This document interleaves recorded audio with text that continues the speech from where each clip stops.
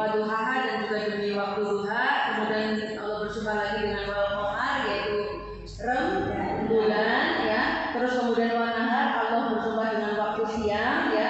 Terus kemudian wal laili, Allah bersumpah dengan waktu malam. Wasama, Allah bersumpah dengan langit ya. Wal ardi, Allah juga bersumpah dengan bumi. Nah, banyak sekali sumpah Allah sampai 7 benda yang memang diagungkan.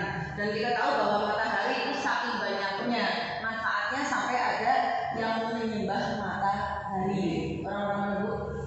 Majusi. Menyembah matahari, orang Jepang juga ada sampai sekarang.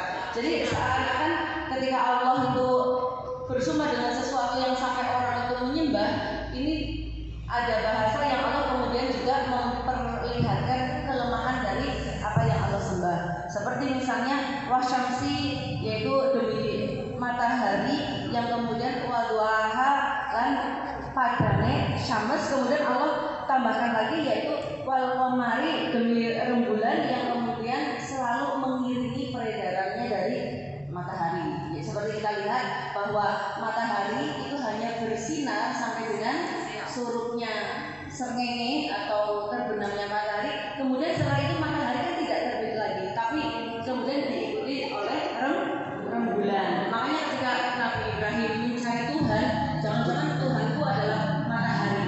Tapi kemudian kok matahari tenggelam, itu berarti bukan Tuhan, gitu kan? Berarti ada kelemahan juga dari matahari. Kemudian kalau kemarin demi rembulan, apa sih sepentingnya bulan bagi kehidupan kita sampai Allah kemudian bersumpah dengan rembulan? Apa pentingnya bulan bu? Bunur Aini, apa pentingnya bulan? Durasi itu yang biasanya cerdas ini. Apa sih bu? Masa nggak pernah tahu? Pentingnya rembulan loh. Allah kan menciptakan sesuatu itu tidak ada yang tidak ada manfaatnya. Semut aja, kemudian apa itu nyamuk aja yang kecil. Nah, sampai yang kemudian sekarang corona ini tidak terlihat mikroorganisme aja ada manfaatnya pasti. Kalau sebulan yang benar setiap malam hampir 1 sampai tanggal berapa tuh? Enggak melihat itu nggak ada manfaatnya. Pergantian malam.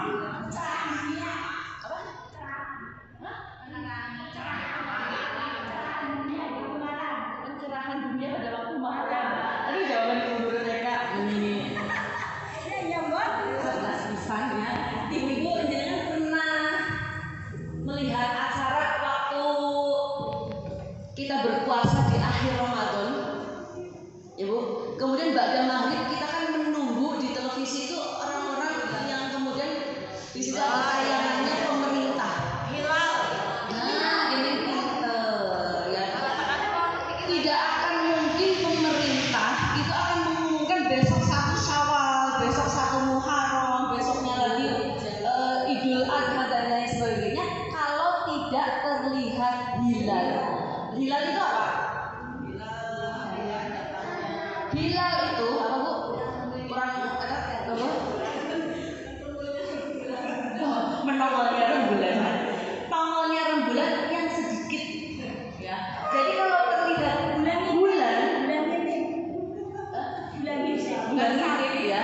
Ketika terlihat hilal minimal 30 derajat itu, maka sudah dipastikan bahwa besoknya berarti tanggal 1. Tapi kalau hilal tidak terlihat, maka pemerintah akan mengumumkan bahwa hilal belum terlihat, maka besok masih kita berpuasa. Kan pernah kan kejadian seperti itu.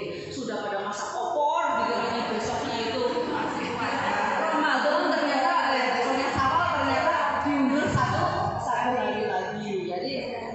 Jadi di situ terlihatnya hilal adalah merupakan pergantian dari bulan, pergantian dari hari dan lain sebagainya. Jadi kalau misalnya tidak ada bulan, kita tidak mungkin akan ada pergantian hari, ya kan bu? Nah begitu. Jadi qamar itu amat sangat luar biasa. Padahal otomatis dengan adanya siang hari kita kan bisa melihat apapun yang tidak tampak, entah berapa juta triliun watt, sehingga apapun yang kecil-kecil sampai di dalam kota itu yang terbuka sedikit, saya juga melihat di situ ada kacu berwarna putih. Terus kemudian di situ durasi pakai kaos kaki kecil-kecil dengan kembang-kembang, apapun dengan siang kita akan bisa melihat ya wanahar. Terus kemudian walail demi malam, otomatis Allah menciptakan malam agar kita beristirahat, tidak nyambung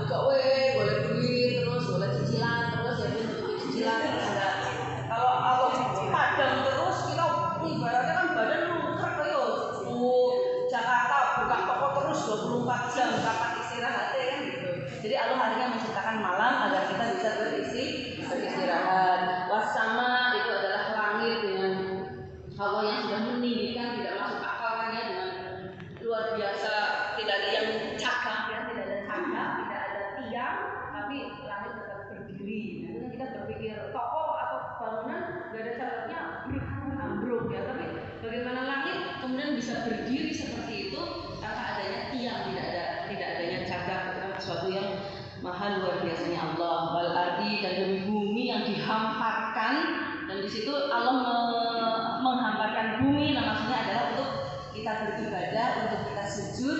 Tapi sayangnya banyak manusia di atas bumi malah berbuat zalim, berbuat maksiat. Dan tujuannya adalah untuk kita agar bisa beribadah.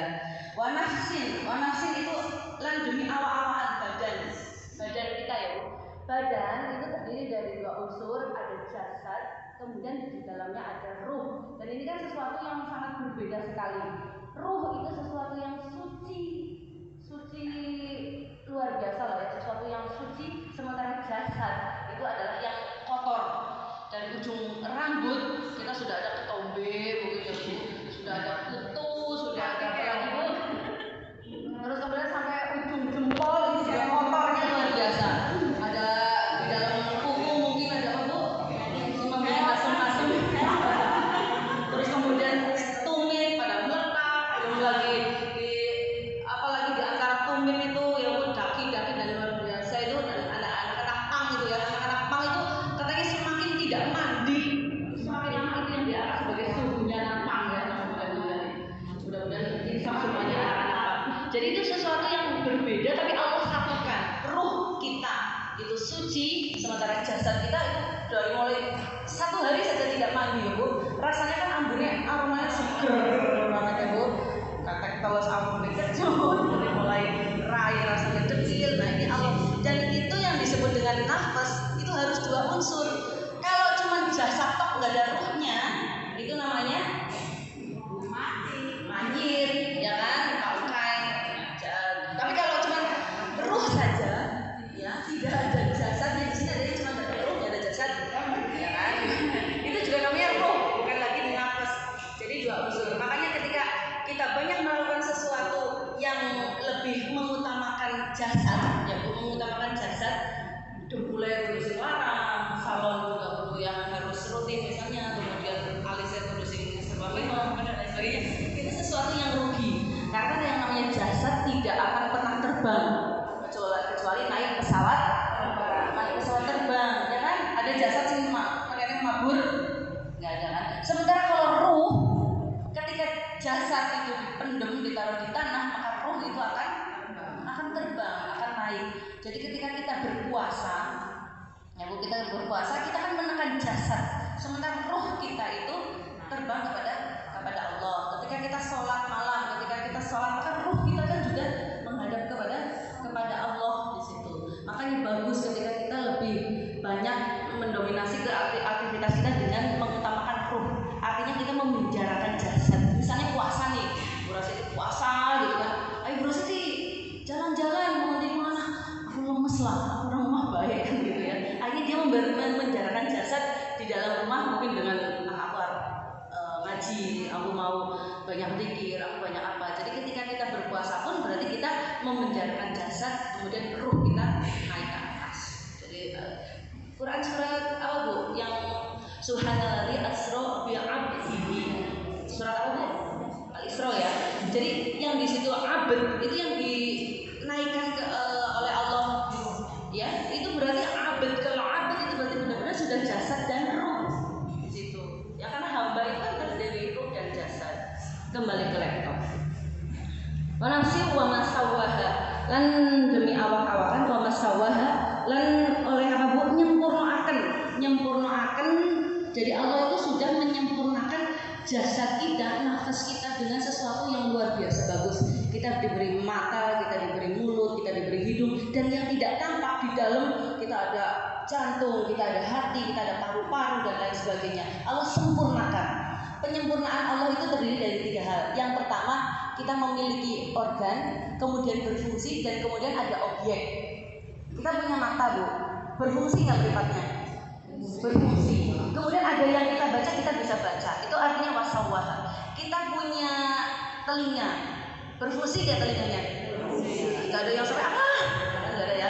Apa kurang gitu kan? Artinya itu tidak sawaha karena tidak berfungsi. Tapi kita punya telinga, kita berfungsi dan ada objek yang harus didengarkan. Mungkin musik, mungkin adzan, mungkin lagu-lagu tilawah itu Quran tilawah, itu berarti sudah wasawwaha, benar-benar sempurna.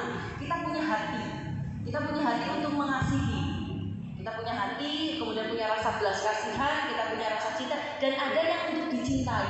Suami, sahabat, teman, itu sudah wasawwaha. Artinya Allah benar-benar sempurnakan hati kita untuk punya rasa empati kepada orang lain. Allah punya gigi. Ibu di sini ada yang nggak punya gigi? Nah, kita punya gigi. Giginya berfungsi untuk mengunyah, dan ada yang dikunyah, makanan misalnya. Artinya sudah wasawwaha, sudah Allah benar-benar sempurnakan. Sudah paham ya Bu? Sampai sini wa nafsi wa masawwaha. Fa'alhamaha fujuraha wa taqwaha. Dan kemudian Allah juga sudah ilhami kita ya dengan sesuatu yang buruk dan sesuatu yang baik, ketakwaan. Jadi sebetulnya tidak ada setan pun kita itu sebetulnya sudah memiliki kecenderungan, dan kecenderungan seseorang hamba atau ciptaan Allah yang memiliki hawa nafsu itu memiliki kecenderungan untuk selalu berbuat negatif, berbuat maksiat di situ. Buktinya apa? Buktinya sebelum Adam diturunkan ke bumi, itu kan jin menjadi khalifah Allah di sini. Tapi kemudian jin itu berantem, jin itu berperang, jin itu berselisih dan lain sebagainya. Akhirnya Allah cabut mandat sebagai khalifah, sebagai mandataris dari Allah, kemudian diganti dengan manusia di situ. Dan waktu untuk kekhalifahan jin di bumi ini konon katanya sampai dengan 1000 tahun. Tapi kemudian dan jin itu kan berarti tidak diganggu oleh siapapun, tidak diganggu oleh setan. Tapi kenapa kok berseteru? Kenapa kok berselisih? Artinya kan memang sendiri. Terus kemudian kita ketika bulan puasa ya Bu, itu kan sudah ada bahwa dalam paham kita yang namanya setan itu kan dibelenggu, ya kan Bu? Tapi kenapa tetap ada kriminalitas, tetap ada maksiat? Artinya memang kecenderungan dari manusia itu yang diberi hawa nafsu condong untuk lebih banyak melakukan maksiat, keburukan. Jadi ibaratnya kayak sate gitu ya, tadinya nggak akan marah gitu, tadinya marahnya mau biasa-biasa aja.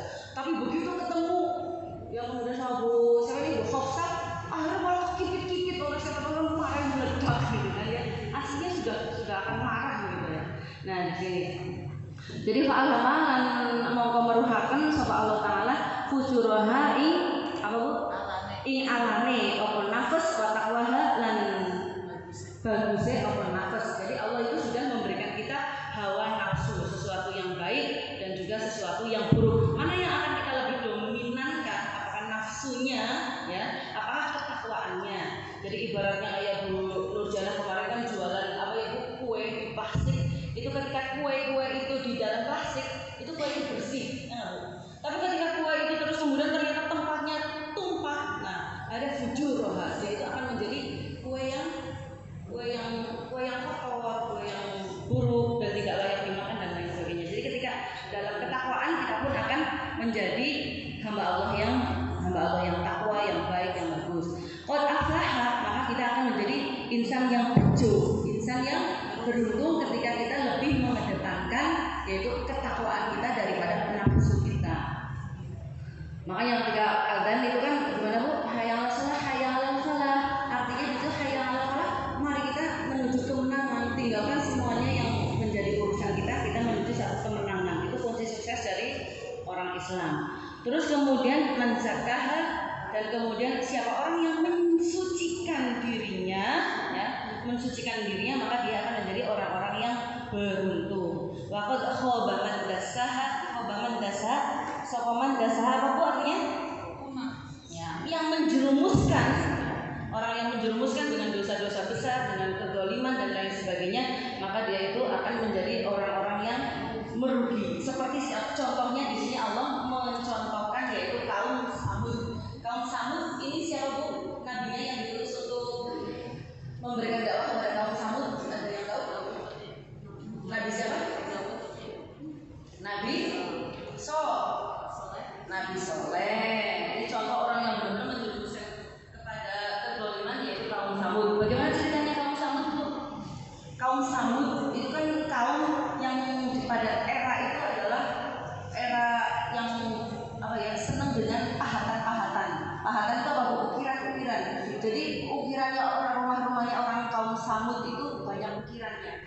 lisannya. Ya. Di situ kaum Samud disuruh bertakwa oleh Nabi Soleh. Tapi kemudian kaum Samud berkata begini, kalau kamu bisa mengubah yang namanya batu besar ini, ada yang bilang bukit, kemudian dari batu ini bisa keluar onta, ya siap. Dan ontanya itu bunting, oke siap. Kalau yang satu lagi, dan buntingnya 10 bulan, enggak siap. Dan melahirkan di depan kita, oke, kata Nabi Soleh itu. Baru aku mau bertakwa. Syaratnya apa banget? Aku mau bertakwa, mengikuti ajaranmu. Yang penting kamu itu bisa yang namanya batu seperti ini nih, ya kan?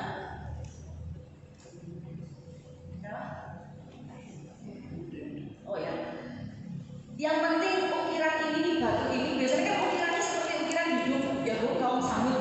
Tapi itu benar-benar inginnya oleh Nabi Soleh dibikin seperti hidup. Aku akan bertakwa yang penting batunya seperti onta. Di situ kemudian ontanya hidup, ontanya bunting, buntingnya sampai 10 bulan, lahirnya di depan kita mau takwa. Akhirnya akhirnya Nabi Soleh ini berdoa, ya Allah mudah-mudahan Engkau kabulkan keinginan dari kaum Samud. Benar Bu, ternyata bismillah mukjizat dari Nabi Soleh yaitu bisa melaksanakan semua yang menjadi keinginan dari kaum Samud. Tapi kemudian ada syaratnya. Di kampungnya kaum Samud itu ada sungai. Nah, ontanya setiap hari dia itu akan minum. Orang-orang di situ tidak boleh mengganggu ontanya ketika minum. Kemudian katanya di situ malah diceritakan bahwa ontanya itu setinggi 30 dirok. 1 dirok itu kurang lebih setengah meter. Jadi kalau 30 dirok ontanya itu setinggi 15 meter. Ya Bu, setinggi 15 meter. Ketika dia minum, kakinya itu menggandak gitu loh. Menggandak itu gimana Bu? Ya, membuka. Terus kemudian kaum Samud ini akan mengambil susunya. Dan anak onta ini soleh banget Bu. Ketika pagi hari kaum Samud mengambil susunya onta, maka anaknya tidak akan menyusu. Tapi sore hari ketika sudah tidak diambil susunya, maka itu diambil oleh maka anak ontanya itu menyusu. Tapi dasar tadi bahasanya itu apa Bu? Bejatnya kaum Samud oleh Nabi Soleh, tidak boleh kamu mengganggu ontanya maupun minumannya. Tapi ternyata oleh kaum Samud ini ontanya tersebut dibunuh, kemudian kakinya dipatahkan, kemudian dagingnya dibagi-bagi. Akhirnya Nabi Soleh itu bahasa kita curhat kepada Allah, ya Allah, benar-benar sudah dolim kaum Samud ini. Sudah aku larang untuk tidak mengganggu ontanya, sudah aku larang untuk tidak sampai membunuh, tapi ternyata tetap seperti itu. Terus bagaimana? Apa mau ditumpes? Iya, tumpes saja gitu. Akhirnya dan di sini di konon diceritakan bahwa ada 4 hari menjadi ciri-ciri dari dari akan datangnya azab. Hari pertama kaum Samud itu mukanya pucat kekuning-kuningan. Hari kedua wajahnya merah, ya merah. Terus hari ketiga kehitam-hitaman, hari keempat makanya hitam-hitam itu membusuk dan kemudian terjadilah azab. Ada yang mengatakan bahwa azab ini yaitu yang namanya malaikat Jibril itu kan lebih besar daripada bumi ini. Kemudian dia itu gembor itu gimana Bu? Teriak dan terus kemudian kaum Samud itu seperti semuanya itu terkena halilintar. Jadi seperti terkena petir gitu. Semuanya meninggal. Terus kemudian oleh Allah ini diratakan buminya itu diratakan. Tapi orang-orang Muslim selamat nih, karena yang namanya tumpes itu berarti hanya orang kafir. Seperti Nabi Nuh ketika kaumnya ditumpes itu artinya orang Muslimnya kan selamat. Sementara hanya orang-orang kafir saja yang meninggal. Tapi kalau pesawat rohatus meninggal kabeh gitu kan, misalnya 6 bulan dari jatuh, itu bukan tumpes Bu, itu namanya apa Bu? Musibah gitu ya. Di Aceh ada tsunami meninggal semuanya, itu bukan ditumpes Bu, karena orang Muslim kan juga meninggal, itu merupakan musibah. Tapi kalau penumpesan itu khusus hanya untuk orang-orang kafir. Dan ini akhirnya ditumpes ya. Bahasa Indonesia tapi dibinasakan khusus orang-orang yang zalim. Terus kemudian begitu tahu induknya dimatikan, yang dipateni, maka ini ontanya lari ke dalam batu, kemudian batunya itu menutup. Dan ini merupakan azab bagi kaum Samud yang sudah fakadabuhu famakoruha, yang sudah gorohakan nabinya Allah, dan sudah gorohakan putusannya Allah di situ ya Bu. Dan Allah itu wala yakhafu, dan tidak menyesal, ya, tidak jebun siapa Allah ubbaha ing akibatnya. Allah itu tidak akan pernah menyesal, tidak takut terhadap apa yang sudah menjadi ketetapannya Allah. Ibu-ibu kan biasanya kalau marah ke anaknya biasanya nyesel ya Bu, kadang nyesel. Kalau Allah tidak, ketika memang itu sudah dibinasakan, sudah ditumpas, maka Allah itu tidak ada takut, tidak ada menyesal. Wallahu a'lam bishawab. Mudah-mudahan bermanfaat bagi kita, dan terima kasih atas perhatiannya. Mudah-mudahan